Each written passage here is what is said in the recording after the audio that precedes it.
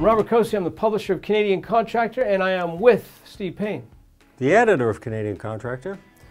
In part one, I showed you a couple of techniques on how to gang cut lumber, simple tips. In part two, I want to show you how to cut wedges.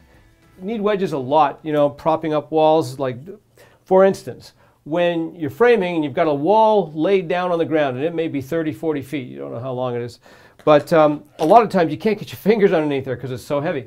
Just drive a little wedge underneath the wall while it's laying down so you can get a bunch of guys to lift it up.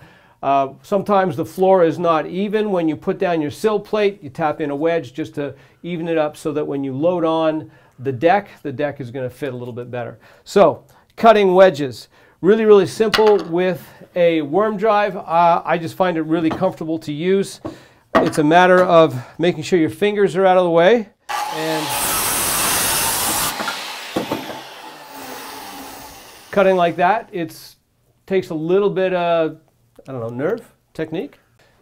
You notice in this one, I started here and cut the wedge to the side. That was easy. What I want to do is make more than one wedge in one cut sequence. So I'm going to start in this corner and then go like this, and then I'm going to start cutting wedges across the 2x4.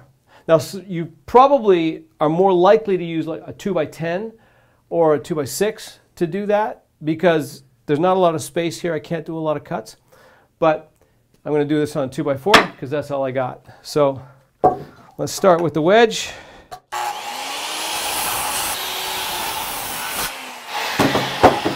Now what I've got here, 1, 2, 3, 4, 5 wedges, okay, that I've cut in one shot.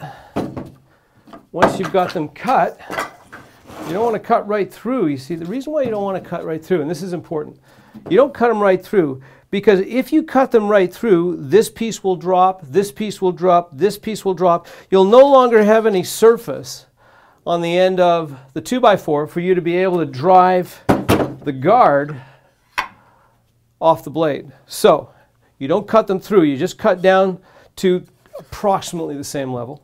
Okay, now you've got the 5 wedges. You can cut the 2x4 across, and you've got 5 usable wedges. The other one's down there. Very cool. You want to try it? No, I have to type for my job, Rob. You know, it's, you know, that typing thing. If you have any site tips for us, we haven't seen site tips from our readers for a while, have we? Last one we saw was how to locate ceiling boxes. Yeah. Outside of drywall. Please, if you've got an idea, a site tip that we can share here, we're going to give you a gas card. It was 50 bucks, I think, last time. Yeah. Just email us at the email below. We'll consider your tip, use it, and send you a gas card. Good stuff.